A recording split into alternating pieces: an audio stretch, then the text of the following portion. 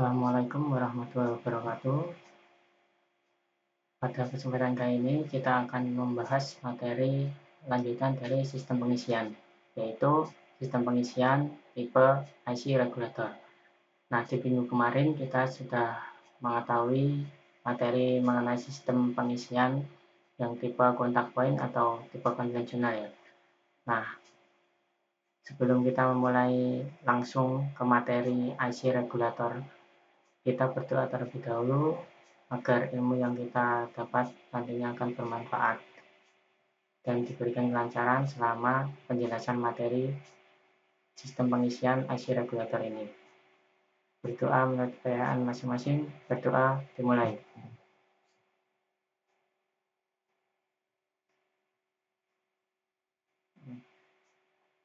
Berdoa selesai. Nah, langsung saja kita masuk ke materinya, yaitu sistem pengisian IC regulator. Nah, sistem pengisian IC regulator memiliki fungsi untuk menjaga agar tegangan output alternator tetap konstan. Ini adalah fungsi dari sistem pengisian secara keseluruhannya, tidak hanya tipe IC regulator. Tipe kontak point juga memiliki fungsi untuk menjaga agar tegangan output alternator tetap konstan. Kita lanjut. Nah, kita masuk ke keuntungan alternator IC regulator dibandingkan dengan tipe yang konvensional atau tipe regulator yang kontak point. Yang pertama, tahan terhadap getaran dan tahan lama. Kedua, ada tegangan output lebih stabil. Ketiga, tahanan kumparan rotor lebih kecil sehingga arus yang didapat diperbesar. Untuk konstruksinya dari sistem pengisian IC regulator sendiri itu seperti ini. Ini ada rear end frame, lalu ada drive end frame, ini ada pulley variable, bearing, rotor, rectifier, slip ring, sikat arang, spring, IC regulator, konektor, dan terminal. Nah, yang membedakan itu di IC regulatornya ini ya. IC regulatornya ini langsung di komponen atau di alternatornya menjadi satu. Untuk yang kontak point itu terpisah ya. Nah, ini untuk komponen-komponennya. Yang pertama ini ada rotor ya. Nah, pada beberapa jenis alternator, rotor ada yang dijadikan satu dengan fan atau kipas, sehingga memungkinkan ukuran alternator menjadi lebih kompak, lebih menyatu ya. Lalu ini di bawahnya ada rectifier yang berisi dioda-dioda ya. Nah, rectifier pada alternator dengan IC regulator mempunyai konstruksi yang lebih kompak atau lebih kecil dibandingkan dengan alternator regulator tipe kontak point. Nih, lebih padat agar menghemat tempat ya. Ini lebih kompak, lebih menyatu. Nah, ini untuk IC regulatornya ya. Ini IC regulator berfungsi untuk menjaga tegangan output alternator agar tetap konstan.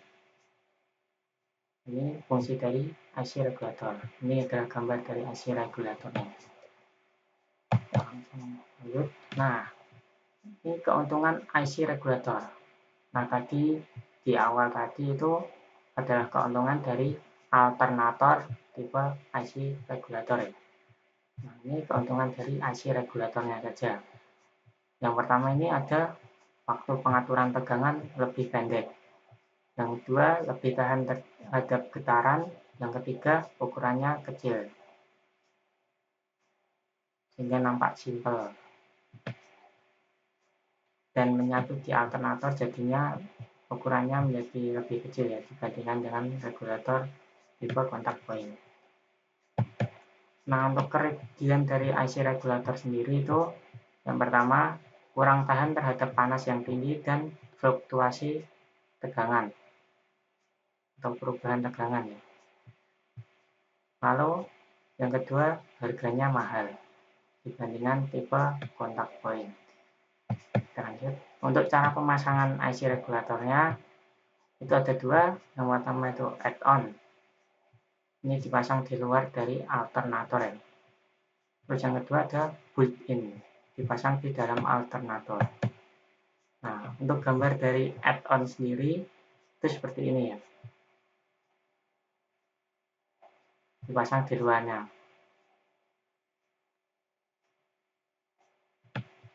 Untuk yang built-in itu gambarnya seperti ini. Dipasang di dalam alternator. Ini rangkaiannya, ini rangkaiannya dari add-on, yang ini built-in. Lalu kita ke prinsip kerja dari IC regulator ya. Ini yang pertama, saat tegangan output pada terminal B rendah. Ini terminal B yang masuk ke baterai ke terminal B ya. Nah, tegangan output belum dapat melewati Zener dioda atau ZD. Ini Zener dioda sehingga TR2 off. Ini transistor 2 ini off. Tegangan output mengalir ke base transistor 1 melalui resistor R dan transistor 1 menjadi on. Nah, ini ya, di ke R sehingga mengakibatkan transistor 1 on. Arus yang ke rotor coil melalui B rotor coil, F TR1 on, E massa. Sehingga arus dari baterai menuju ke rotor coil ke F ke TR1 lewat ini ya. Ini ada anak panahnya. Ini tandanya adalah arus yang keluar ya. Dan panah keluar jadi ke E lalu ke massa ya. Ini saat tegangan output pada terminal B rendah. Lalu prinsip kerja IC regulator saat tegangan output pada terminal B tinggi. Nih, ini keluaran tegangannya dari starter coil ya, ke terminal B. Tegangan output sudah dapat melewati Zener dioda, sehingga transistor 2 menjadi on dan TR1 off. Lewatnya itu B, Zener dioda, lalu ke transistor 2 dan ke massa. Sehingga arus yang ke rotor coil terputus ya, karena melewati Zener dioda. Gitu. Lanjut ke cara kerja dari sistem pengisian alternator tipe IC regulator ya, yang menggunakan IC regulator. Nah, ini saat kunci kontak on mesin mati. Saat kunci kontak on diposisikan on, namun mesin belum dihidupkan, maka arus dari baterai mengalir melalui baterai ke sekring, kunci kontak, terminal IG ke MIC. Ini bagian dari IC regulatornya. Terus arus yang masuk ke MIC akan diteruskan ke basis B transistor 1. Ini basis B, ini emitor ya. Kemudian ke terminal E transistor 1, kemudian ke massa. Hal ini menyebabkan TR1 menjadi on. Pada saat yang sama arus juga mengalir ke terminal B, ini ke terminal B sini, BTR3 ya, ke terminal BTR3, lalu terminal ETR3, kemudian ke massa. Akibatnya TR3 menjadi on.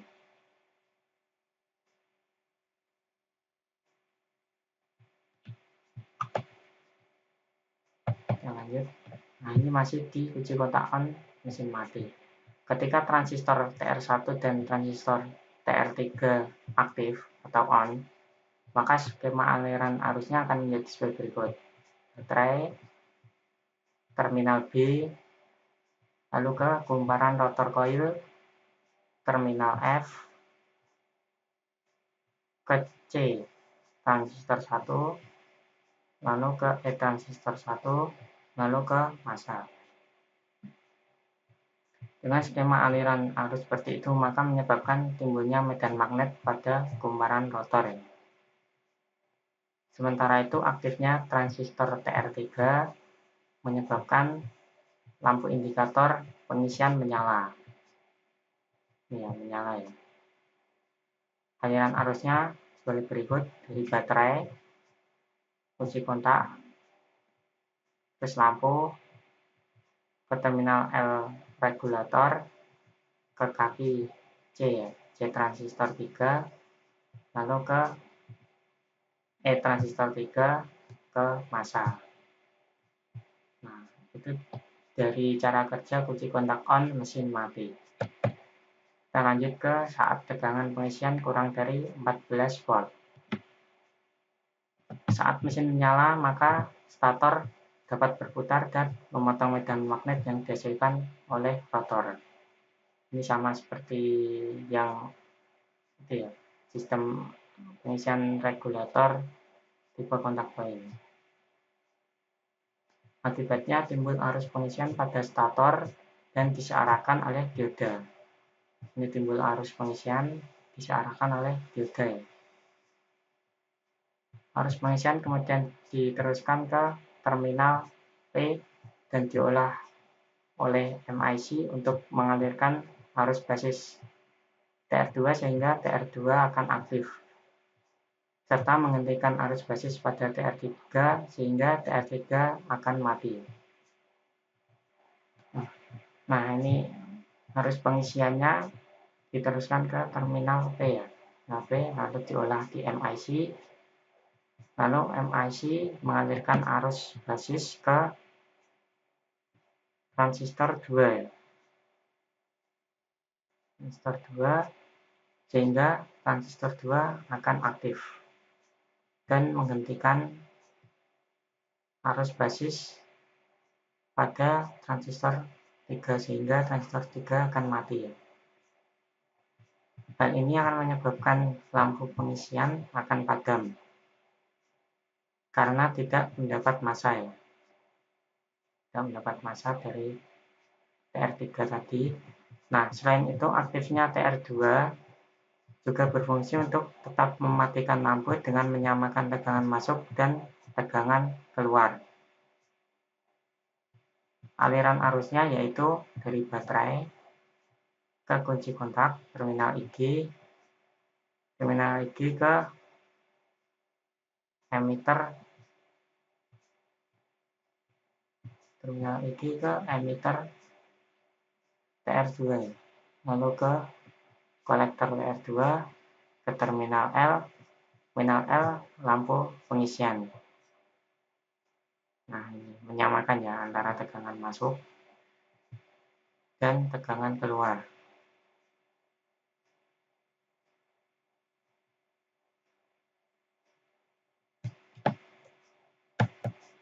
Nah, lanjutan dari yang tadi, yang pengisian kurang dari 14 watt.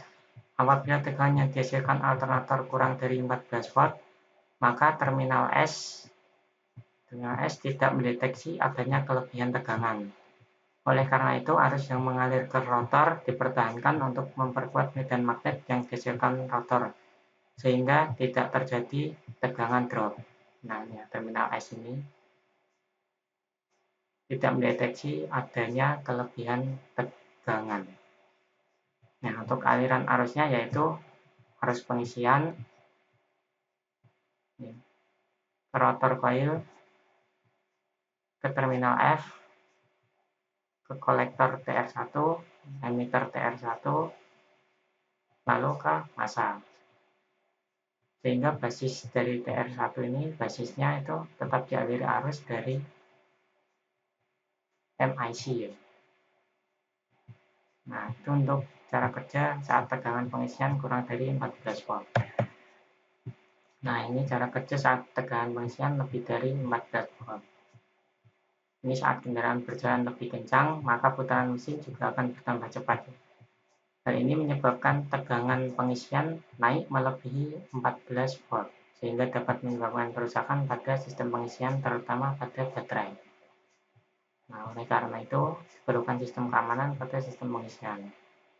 Pada saat arus pengisian lebih dari 14 volt, maka tegangan akan mampu menembus dioda Zener pada terminal S. Nah, di terminal S ini itu ada dioda Zener-nya ya. Sehingga MIC mendapat trigger atau sinyal. MIC kemudian mematikan kemagnetan pada rotor coil. Ini kemagnetan pada rotor coil dimatikan oleh MIC ya. Melalui TR1. MIC melalui TR1 ini tidak mengalirkan arus ke rotor coil. Aliran arusnya sebagai berikut. Nah, dari baterai terminal S lalu ke MIC. MIC menonaktifkan TR1 atau mengoskan TR1 sehingga terminal P ini arus yang kedua ya, aliran arus kedua itu terminal P ke MIC, MIC ke TR2 ke lampu indikator ya. Sehingga lampu indikator dijaga dalam kondisi mati karena tegangan masuk dan tegangan keluar sama. Nah, dengan menghilangnya kemagnetan pada rotor coil, maka arus pengisian diturunkan untuk sesaat sampai di bawah 14 volt.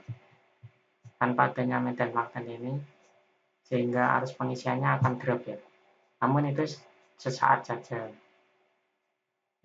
Nah, ketika arus pengisian di bawah 14 volt, maka arus tidak mampu menembus dioda Zener sehingga MIC kembali mengalirkan arus ke basis TR1 atau TR1 akan di-on-kan kembali. Sehingga arus dari rotor coil dapat mengalir ke massa sehingga menyebabkan rotor coilnya terjadi kemagnetan lagi. Nah, adanya kemagnetan pada rotor coil, maka stator dapat menghasilkan arus pengisian. Nah, ini akan terjadi secara berulang-ulang sebagai sistem keamanan atau regulasi pada sistem pengisian. Nah, ini saat pengisian lebih dari 14 volt, maka rotor coil akan dinonaktifkan ya kemagnetannya ya, atau tidak terjadi kemagnetan pada rotor coil. Nah, sehingga pengisian menjadi drop ya. Arus pengisian menjadi turun. Nah, saat turun itu arus tidak mampu menembus dioda Zener kembali sehingga MIC kembali mengalirkan arus ke TR1 sehingga kemagnetan akan muncul di rotor coil. Nah, saat pengisian kembali ke 14 volt, maka hal tadi akan terulang kembali. Nah, itu adalah cara kerja saat tegangan pengisian lebih dari 14 volt. Mungkin cukup itu materi dari sistem pengisian tipe IC regulator. Nah, sebelum kita mengakhiri kegiatan pembelajaran pada hari ini, kita berdoa agar ilmu yang kita dapat bermanfaat. Berdoa dimulai.